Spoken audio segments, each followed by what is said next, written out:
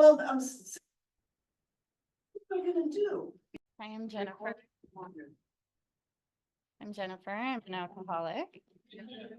Um, my sobriety date is April 4th, 2021. It's a little over 2.5 years, but and I didn't know Sid right when I came in because I came in the program in 2017, and it took me a long time. I was a hot mess for years.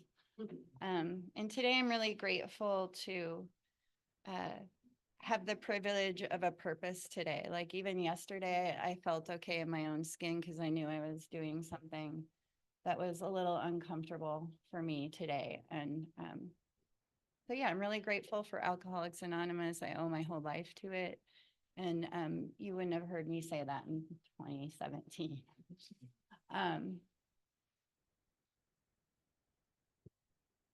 I listened to Bob Dylan speak last night on a speaker meeting, and it was funny. It was like, oh yeah, this is great. And last time I spoke, I think I cried through the entire meeting.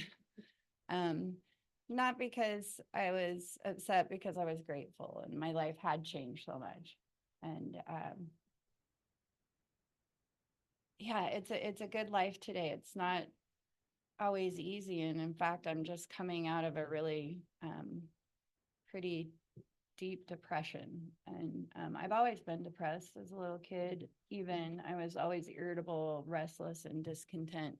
I was thinking of little pictures that I had and I'm crying or pissed off or something. And I grew up with a family of, there was 5 siblings or 4 siblings, and we were a Catholic family, and my parents were amazing. They were really about family, and we always went to church and we always had dinner together. And I know that that is why today I didn't have a whole lot of consequences, right? Because I did always have a faith and some morals. And but today, because of the 12-step program, my life is just, I live it so much differently. And I've started to see that come through my kids. I have twins that are 19, and one of the biggest blessings I've ever had. And my family used to make fun of me when I first had them. They said, I think it was even in church for something, and my sister next to me said, yeah, God gave her 2 at once to slow her down. So those are my only 2 kids. They're both doing really well and healthy and experimenting, and that's a huge challenge. They're home from their first year of college, and we have a very good relationship, and that's probably my biggest challenge is watching them experiment and not being able to control them and for them to understand like how easy it would be for them to turn out just like me. My family, 3 of us are sober and siblings. One of them doesn't have a problem, and the other one's pretty close to getting the message. So my mother never drank much, and my dad still drinks quite a bit. So that was normal for me growing up. And I remember as a little kid sitting at I was in preschool, I believe, sitting at our beautiful long table at the head of it with a shot glass of a grasshopper. And I was saying that to someone the other day, and they're like, what's a grasshopper? So that's like cream de menthe, and I don't know today, but my dad came home from work, and I think he was more impressed that I had made the drink on my own than concerned about whether or why I was drinking. So that started pretty young. I did make some notes. Last time I spent a lot of time and then didn't use them. So today I was a little more released, relaxed, and I just knew that God for me would send the right message if anybody needed to hear something today that they didn't already know. So basically the first blackout I remember was from banana schnapps in 8th grade. And That was at my first sleepover. Right? It was pretty good then. Um, I think from the very first moment that I started drinking, I was always so uncomfortable in my own skin, and I still am today. I mean, I'm up here shaking, but I kind of lit up when I got to drink. I didn't care about what other people thought about me. Um, I was the life of the party. I was funny. I was fun. Looking back, I don't know, maybe I wasn't. I thought I was. Um, but even through my teen years, everything revolved around drinking. I did well in school. I think I was always on the honor roll, and I played sports, and I had a great family, and um, but I definitely hung out with the people that drank like me. And one of my really good friends, and was a boyfriend at a time, took his life a few years ago from drugs and alcohol. And um, the rest of them, a couple of them are in the program. One of my best friends growing up is huge in the program, a little ahead of me. A lot of you know her. And it's kind of funny because we hung out until we were in AA, and now we don't really hang out much anymore. So that doesn't make sense, but we still love each other the same, and moving towards that. So um, I guess I was saying even in like high school area and teens, my life revolved around drinking. Every event was around drinking. And back then I don't think I really felt too bad in the morning when I woke up. So, and that's what my friends were doing. That's what my family did. It's not like I could sit down and have a drink or come into the house and have a drink whenever I wanted. But if we were on vacation or something, all my siblings are older than me too. I'm the youngest. So if we were on vacation or something, it was not a big deal that I was underage and could drink, and it was from the beginning, it was never enough. Once I started drinking, it was never enough. I never controlled my drinking. I never cared to control my drinking. Um, and I called myself an alcoholic. I was okay with that. I think I thought it was kind of cool, if you will, when I was younger. Um, and until it wasn't, until it quit working, like you've heard. There's a lot of time in here, so I know you understand these things. If you're new, please don't wait until the miracle happens. Um, and the little sayings, I was thinking when I walked in this room, the little sayings like time takes time. That's such a good one. And those little sayings, I would say, get to know them. My first AA meeting, I was in treatment, and so it was brought into the treatment center, and I was in the smocks because I was still in detox, and there wasn't very many people there, and I don't know if I remember anything about it. However, every week they brought three people or two members of the program came in and brought a meeting. And I recently was at the zoo group, and one of those women was celebrating 14 years, and I recognized her, and she didn't recognize me, but it was just a really neat how our paths turned back around. So yeah, that was a really interesting time. I went home for Christmas, and my whole family was home. My mom had been sick for a really long time. My mom had Parkinson's for years, and what a devastating disease, and then got cancer in the end. And um, so we were all home. This might be the last Christmas, and my mom always made Christmas really special, right? And um, all the holidays, thinking about it as a family, everything was revolved around drinking. And again, my mom wasn't that much of a drinker. um my dad still drinks today, but I feel like he can, I don't know, I guess he's old and he hurts, and who cares at this point. But where was I going with that? The only thing I can really remember is what an asshole he was the next day. That really bothered me about his drinking and riding a few times with him when he wouldn't let my mother drive that wasn't really drunk, and being kind of mortified and scared in the car. But other than that, like, that's also what he learned. And it's not a story about him, and he's a fantastic man. And he's, uh, anyways, I really cherish my time with him. We're both kind of in the same place. My mom died a few years ago and 4 years ago, and I've been divorced for about 3 years, separated about 5, and I've had friends and relationships. Um, but we're kind of in the same place, I would say. Like, we kind of have each other's back as far as that aspect. Anyways, we were home for Christmas, and I have some pretty severe PTSD from an accident I was in when I was 21.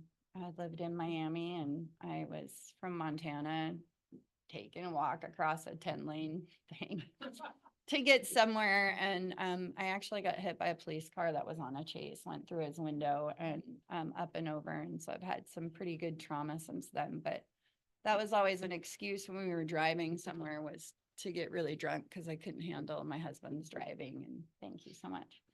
And so, to say the least,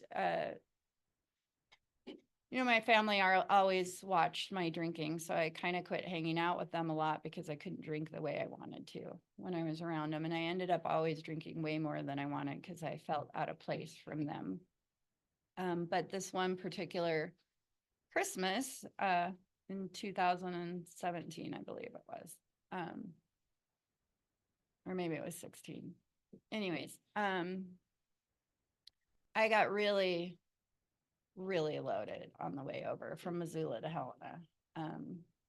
In fact, we met my family at church, and I remember taking a beer into the bathroom and having yet another one there.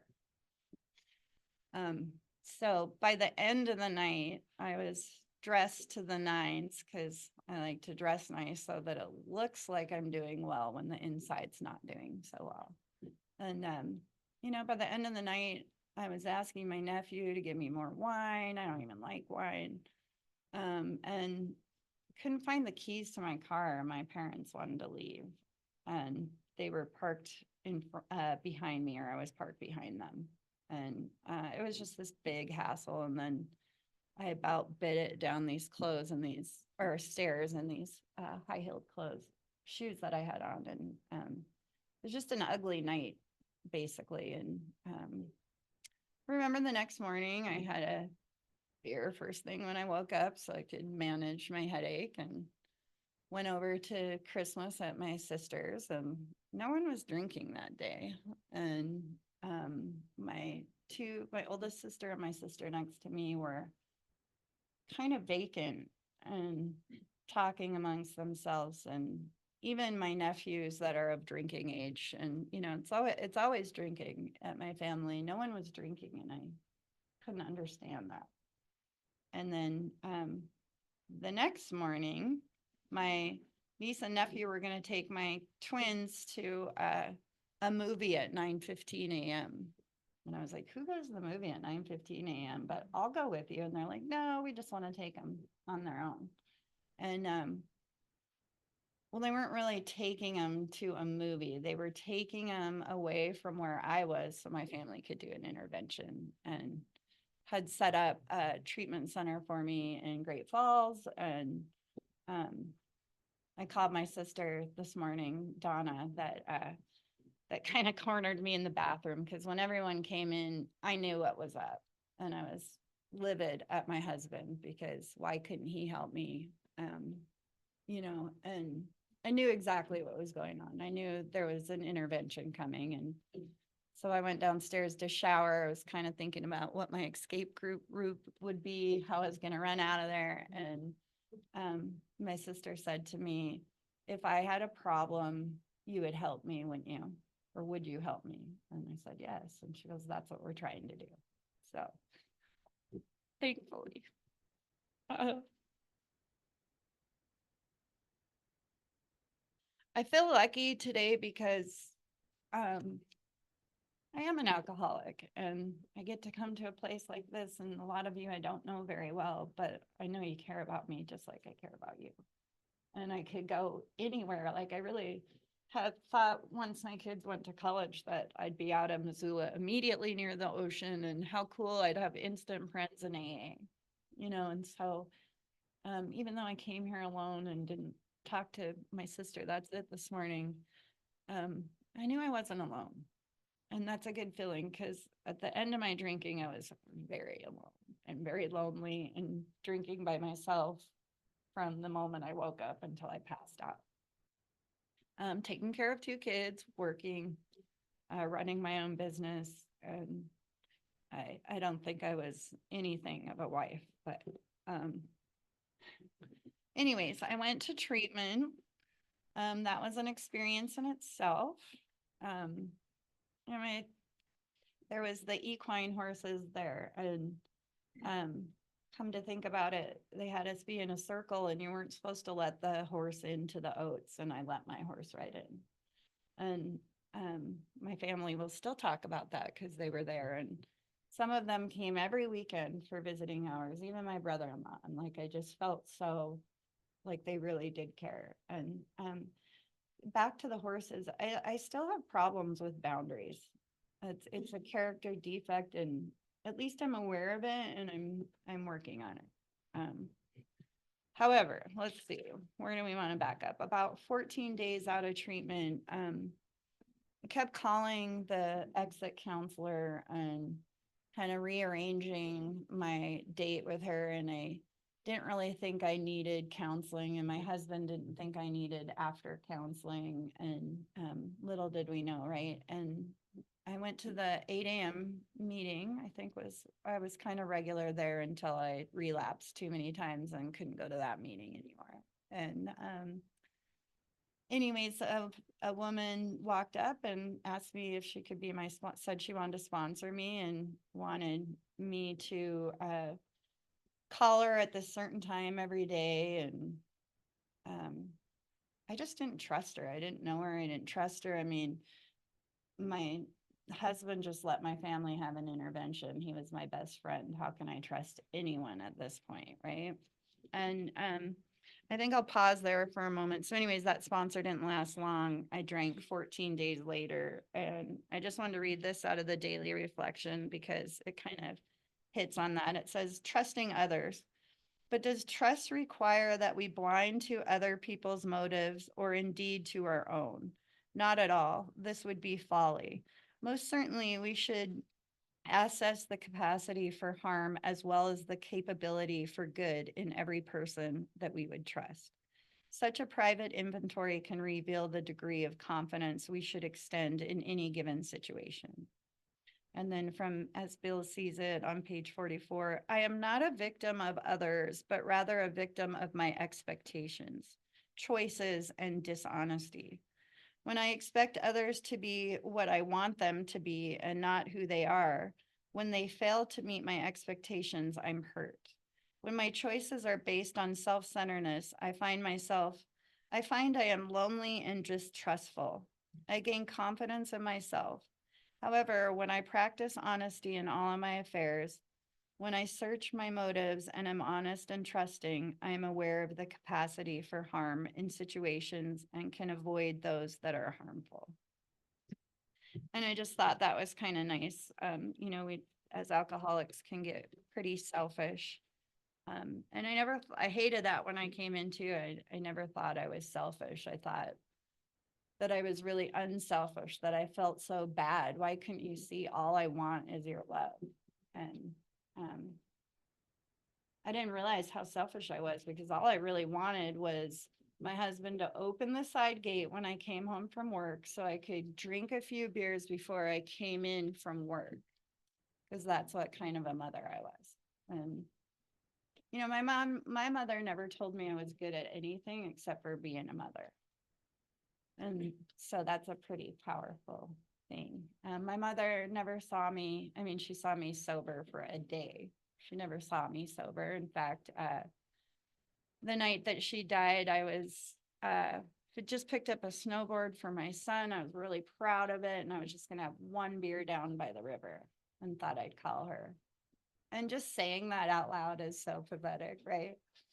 But and I remember on a birthday hanging out with my kids, I saw you walking in here and I saw you in the convenience store and I was buying a beer and I'm like, ah, she doesn't know me. Maybe she didn't see him. And AA is everywhere. So once you're in it, you'll find someone. I always feel more comfortable in a room or I've seen people in the airport. Oh, I'm gonna be fine. There's someone from AA here. But back to my story. Let's see. Where was I? About 14 days after treatment, I was wrapping some presents for my kids, and I lived right behind a gas station. So it was really easy for me to walk out my back door and go to the convenience store and walk back in. And I was cured, I had 48 days or something of sobriety, and I could have two big tall boys while I was wrapping these presents. And my husband came downstairs and he wasn't very happy. And that was a really lovely fight. But anyways, I kept drinking from there. I'd go to AA. I'd think about drinking the entire time I was in there. I would leave there and try to find the place, it's like 9:10 that had a drink that no one from the 8 a.m. meeting was going to be at. And that's how I lived my life for a long time. I don't even actually know how I did what I did like today, because there's a lot of effort to hide your drinking. And I thought I had my drinking hidden really well from most people. But anyways, my husband and I started going to counseling, and the counselor first thing said, why don't you work on a soft split? Like there's 5 things in a marriage, you have none of them. Why don't you learn on it? Why don't you work on a soft split? We were married for 20 years together, 25 years. I was miserable. So was he, admittedly. And so we went into this soft split, and I was in the basement, in this unfinished basement. And I remember being in an 8 a.m. meeting, and I was, oh, poor me, I'm living in the basement. Why doesn't he, he's the man. Why doesn't he live downstairs? And I am upstairs with my kids. And this woman said to me, you're lucky you have a roof over your head. And I thought, what a bitch. She doesn't know. You don't know my life. You don't know what's going on. He drinks just like I do. I'm the one with the scarlet A. And anyways, today I get that. Like so many times I drove drunk. So many times I showed up drunk. So many times I had my kids in the car. I could have killed someone. Sometimes I drank so much I could have killed myself that way. I get that today. So that's another, I feel like I know nothing. I have a lot of growth to do. So what is it? 3 years, 3 months. I still am learning. I'm excited for the 5-year point when maybe I've heard, you don't even know yourself until you're 5 years sober. So I'm excited for that. Anyways, I didn't go to a second treatment. Let's see, that was all in like 2018. I was doing pretty good, and then COVID hit, and there weren't as many meetings. And this brings me to another thing. Like AA is just a fantastic thing, but it's like any other piece of the world. There's clickiness. There's there's people that do it differently. So don't get discouraged if you're newer and something like that happens. I know I didn't explain that, but I think you all know what I mean. It's like any place in the world, and there's going to be disagreement. Anyways, I I have noticed the people that get into the program, that do the program, they're in AA, and when they leave AA, they're outside of AA, they do the sponsor, they have the step work and service positions, they have a pretty decent life. And the ones that do part of it seem like they're okay, but still kind of not getting it. And I was in that. I was in AA, but I wasn't really in AA. And I finally, my last drink, well, I'll back up a little bit. That gas station that was behind my house, I was there every morning until I moved at 8:01, shaking, and I'd been up since 6:30, cleaning and freaking out about what may have happened the night before. And a lot of times the cooler was still locked. And that woman that worked at that gas station was also a total bitch. She didn't know me. Well, she knew I was sick. She probably liked my kids that I wouldn't let go over there, and probably worried for family. I've seen her since I was sober, and she was really nice to me, amazingly. But yeah, I mean, I had to drink to do everything. I knew I had a huge problem way before the intervention. I tried everything like Sid read, drink something different, monitor, drink water in between. It never worked. I drank daily. I drank from the time I woke up until I passed out at night. And I didn't have a whole lot of consequences until the very end. I did get a DUI one night. I got pulled over and I blew because I thought there's no way that I'm above level. I was a nervous wreck because I knew this was, you're gonna do something to someone else someday if I don't stop you here. And that was mortifying. I had been to jail one other time when I ran from a party in high school. Mind you, I'd had surgery not too long ago, so I had a knee brace and was on crutches, and I made it home a couple miles in that condition, and I lied through my teeth to my parents why I was late, and my dad said, "That's good. We're going to jail. You were recognized by the cop from church, so we know you were there." And he begged me to tell him the truth. Like, you will not be in trouble if you tell me the truth. And I couldn't tell him the truth. And I had a bunch of pennies in my mouth, and somehow that day I blew zeros. But I think it was all the walking and whatever, but the whole adventure it took to get home. So I went to jail. My kids were at home by themselves. They were 16, I think.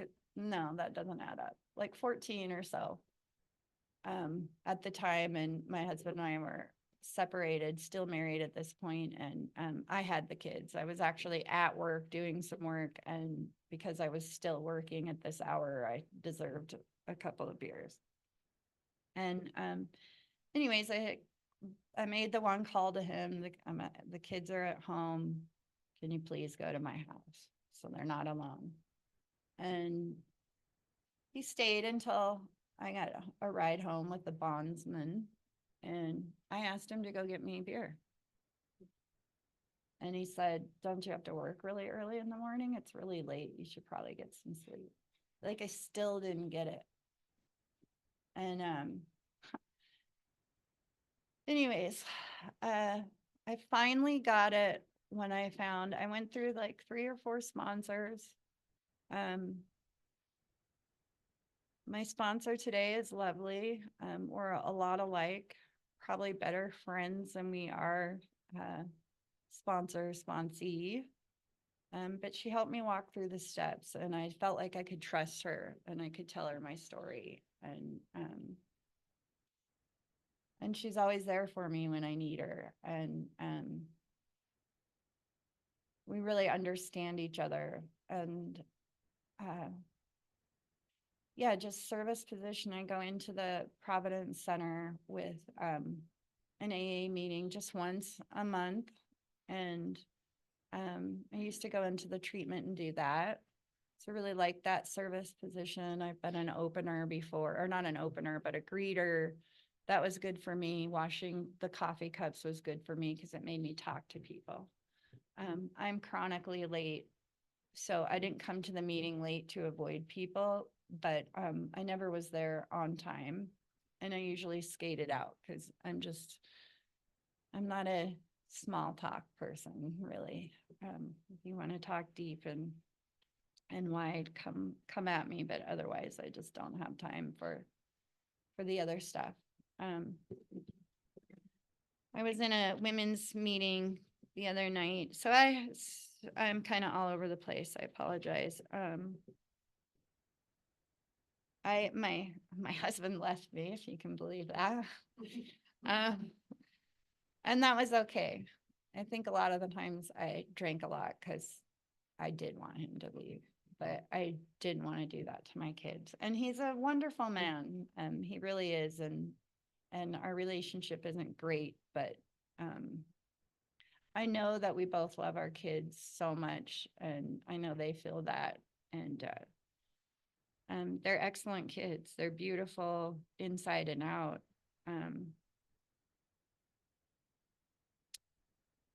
I have a few people in the program that have worked for me before, and they've always been the best one.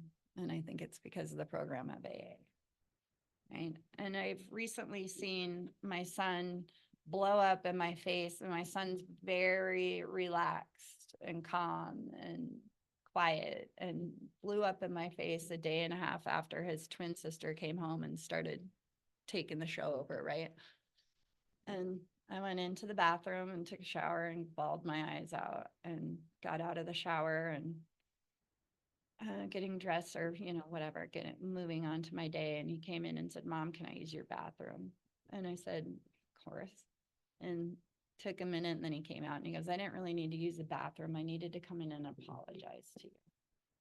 I don't know where that came out of. So I've seen in my kids the program working. That was a 10 step, in my opinion.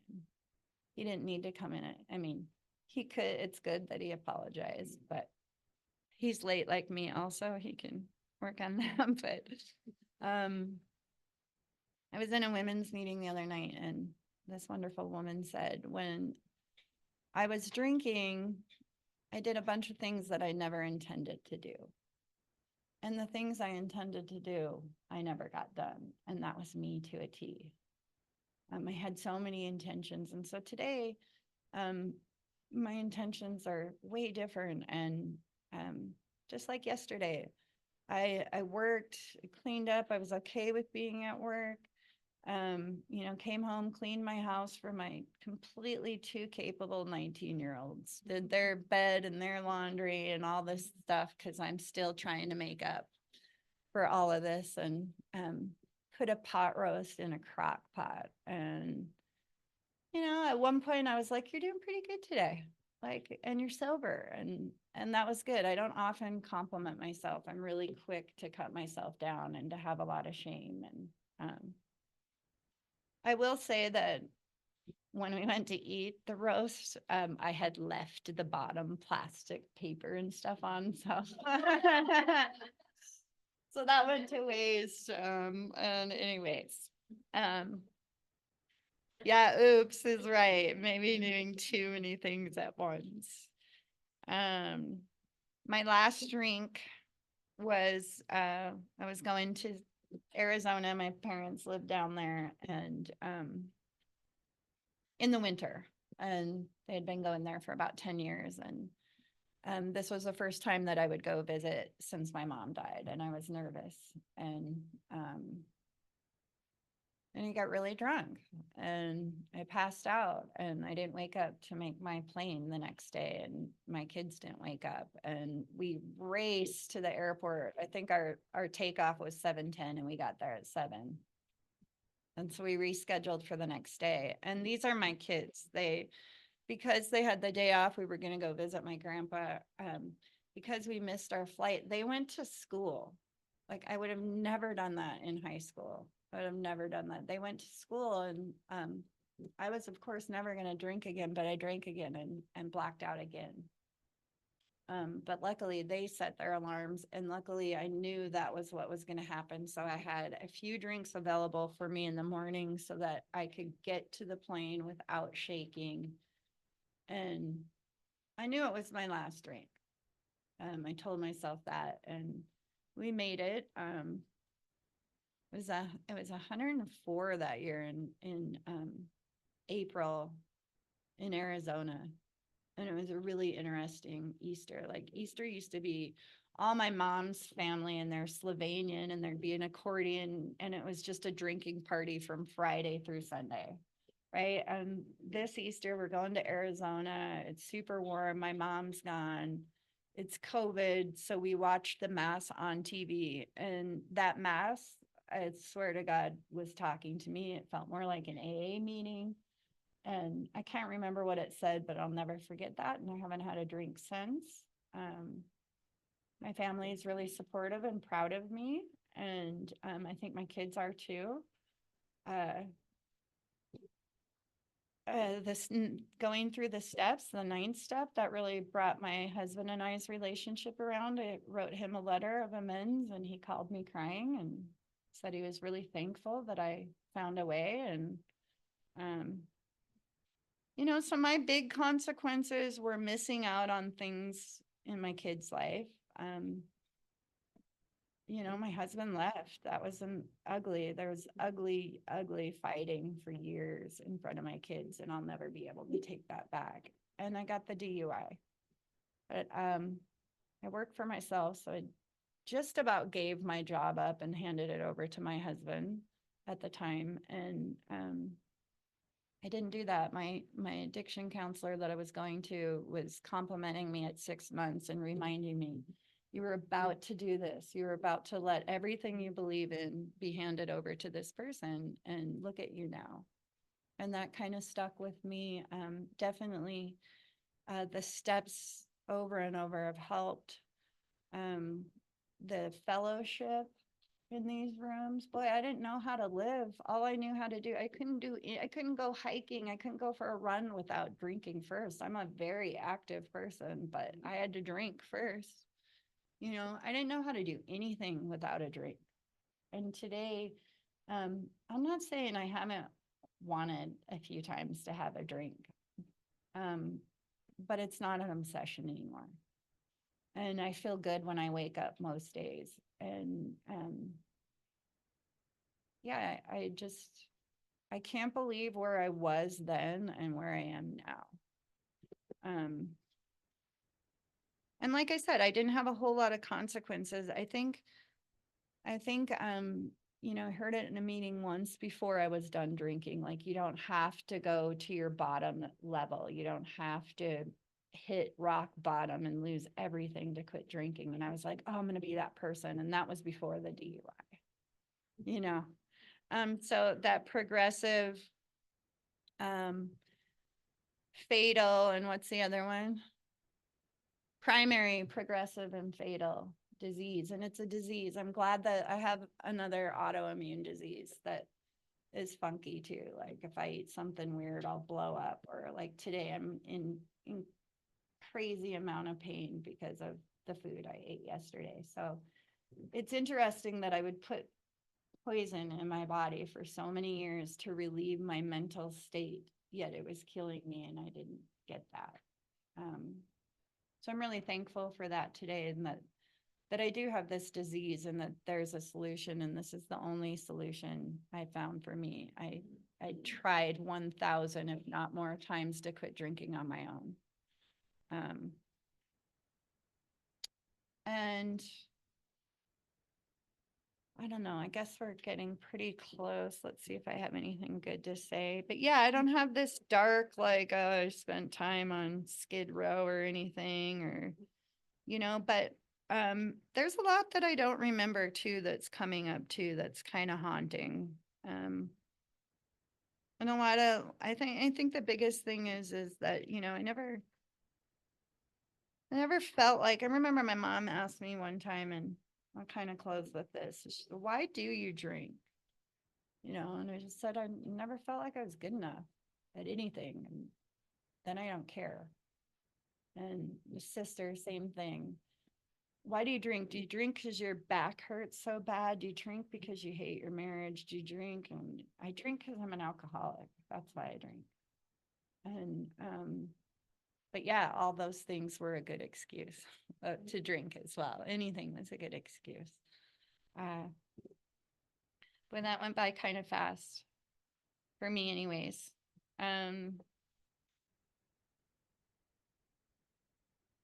I guess the last thing I'll say is that I used to want to be so far out of my body and head, and that was the goal from drink one. And today, I I don't want to control you or anyone else or the outcome, but I don't want to be out of control at all. I'm very uncomfortable, and I'm just really grateful for this program and grateful because last time I did this, I cried for the entire hour. And I say little signs and pieces and of goodness. And I think probably my most rewarding part of this program is seeing other people get sober. Happy 7 months. I've watched you do what I did for a long time, and I know you're going through a hard time, but I've always really wanted you to get sober, and just time takes time. So your life is going to get so much better. I think that's all I have. I really appreciate everyone that's here and for listening. And yeah, I think that's it. Thanks, AA.